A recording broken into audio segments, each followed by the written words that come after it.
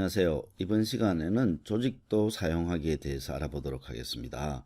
사실 조직도를 사용하는 것은 팀즈에서 설정하는 부분이 아니고 오피스 365에서 설정하는 부분입니다.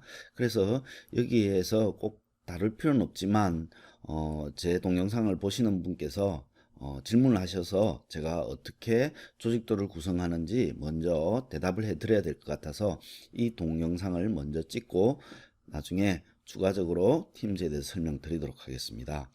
조직도라는 것은 하나의 조직에 있으면은 가장 윗단부터 아랫단으로 이렇게 나누어지는 구조를 띠고 있죠.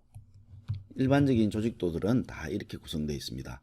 팀즈가 아니라 오피스 365에서도 마찬가지 이렇게 구성되어 있고 그것을 팀즈에서 아주 잘 활용할 수 있습니다.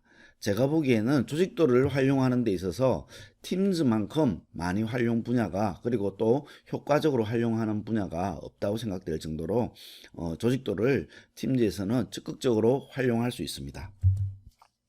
그러면 조직도가 어떻게 생겼냐 하면 조직도가 이런 모양으로 생겼습니다. 예를 들어서 특정한 사용자가 위치해 있으면은 그 사용자의 관리자와 관리자, 가장 위쪽 관리자부터 아래쪽으로 오면서 자신의 관리자와 자신의 동료, 혹시 또 자기 밑에 이렇게 부서원이 있다고 하면 부서원까지 이렇게 나타나는 구조를 띠고 있습니다.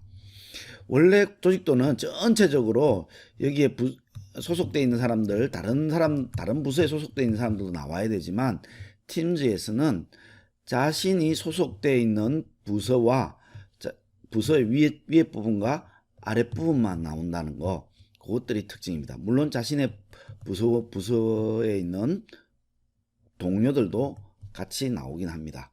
그렇게 전혀 다른 부서에 있는 동료들은 나타나지 않는다는 거 명심해 주십시오. 그러면은 다른 부서의 부서원들을 알아보기 위해서는 그 해당되는 부서의 매니저, 즉 관리자로를 가서 클릭해 보면은 이 사용자의 소속되어 있는 부서원들이 다 나타나기 때문에 그 중에 골라서 내려가도록 구성해야 됩니다. 그래서 일반 조직도와는 조금 차이가 있다는 거, 모든 구성원이 다 나타나지 않는다는 거 기억해 주시기 바랍니다. 자, 학교 내에서의 사용자들을 파악하고 바로 협업할 수 있고요. 이 조직도를 이용하면. 그래서 조직의 상사, 동료, 부하 직원을 확인이 가능합니다.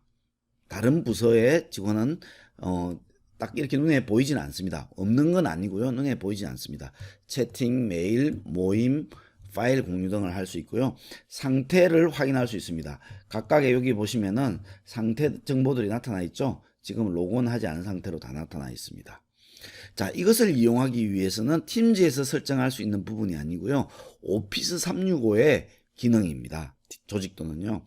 그래서 만약에 학교에서 사용한다고 하면은 학교용 테넌트를 가지고 있어야 학교용 테넌트의 관리자가 되어야 이 작업을 할 수 있습니다. 그래서 교육청 테넌트에서는 교육청 테넌트로 구성되어 있다고 하면 그것은 사용이 불가능하고요.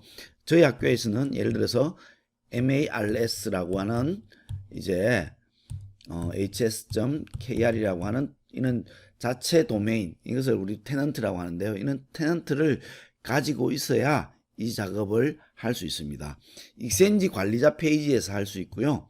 그 다음에 사용자별로 그러면 어떻게 구성하느냐 하면은 사용자별로 자신의 상사, 즉 관리자가 누구인지를 찍어주면은 자동적으로 그 관리자에서는 부하 직원들이 부서원들이 이 상사의 부서원들로 나타나게 됩니다. 그래서 자기 자신의 매니저를 이렇게 넣어주도록 구성해야 됩니다.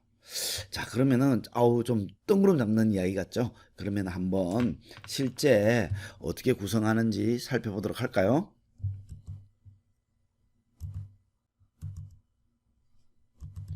자, 여기에 보시면은 아까 그 페이지 나타나 있는데요. 특정한 사용자, 내가 알고 싶은 사용자가 있다고 하면 사용자를 클릭해서 보통 보면 이게 조직도입니다. 조직도를 클릭하면은 해당 사용자에 대한 조직도가 이렇게 나타나 있습니다.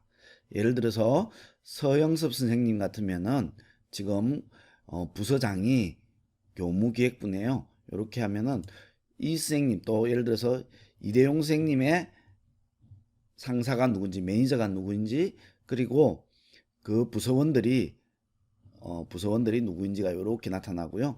이 사람하고 바로 채팅을 통해서 대화를 할 수도 있고요. 메일을 보낼 수도 있고, 그 다음에 전화를 걸 수도 있고요. 그 다음에 영상 통화를 할 수 있습니다. 한꺼번에 다 할 수 있으니까 사실 이거는 꼭 이 조직도에서 할 수 있는 건 아니죠.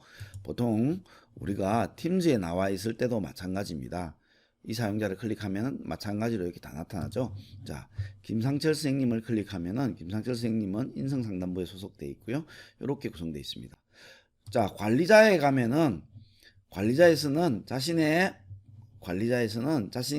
하부가 누구인지, 소속되어 있는 사용자들이 누구인지, 그리고 상부 자신의 매니저가 누구인지가 이렇게 보이게 됩니다.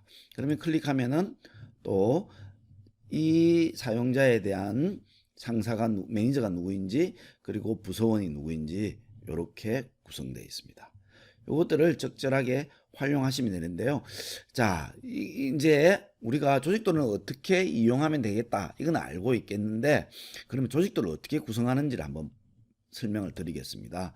조직도는 먼저 오피스 365의 관리자 페이지로 가셔야 됩니다. 관리자 페이지에서 여기에 보시면 관리센터라고 하는 메뉴가 있고요. 관리센터에서 익스체인지라고 하는 부분이 있습니다. 이것을 클릭하면 이제 익스체인지 관리 페이지가 나타납니다. 익스체인지는 주로 메일, 사용자에 대한 정보들을 관리할 수 있고요. 연락처들을 관리할 수 있는 것이 이 익스체인지 관리 페이지에서 할 수 있습니다. 정확한 명칭은 익스체인지 관리센터라는 명령이고요. 자, 여기에 보시는 바와 같이 사서함을 클릭하면은 이렇게 나타나고요. 사서함에서 특정한 사서함을 한번 클릭해 볼까요? 자, 아까 구혜진 선생님 클릭했습니다. 클릭하면 일반이 있고요. 조직에 가서 보시면은 관리자를 지정할 수 있습니다. 즉 나의 매니저가 누구인지를 지정하면 되겠습니다. 클릭해서 한 사람 한 사람씩 관리자를 지정하면 자동적으로 그 관리자에 이제 등록이 되고요. 관리자에 등록이 되면 관리자에서 한번 보면 관리자에 등록되어 있는 사용자들이 이렇게 자동적으로 올라오게 됩니다. 이렇게 올라오게 되는 거죠. 이렇게 사실은 교감생님 밑에는 부장들이 되겠죠. 네, 부장들이 이렇게 다 올라와 있고요. 각 부장에서는 마찬가지로 조직에 보시면은 부서원들이 이렇게 나타나죠. 이거는 부서원은 특별하게 이렇게 설정할 수 있는 부분이 아니고요. 부서원한테 가서 그 관리자를 세팅을 했는데요. 제가 잠깐 한번 보면은 여기에 있던 자, 구혜진 선생님의 부서원이 여기 돼 있죠. 자, 조직에 보시면은 자신한테 이제 직접 보고하는 사람, 즉 부서원은 없고요. 관리자를 지정을 이렇게 했습니다.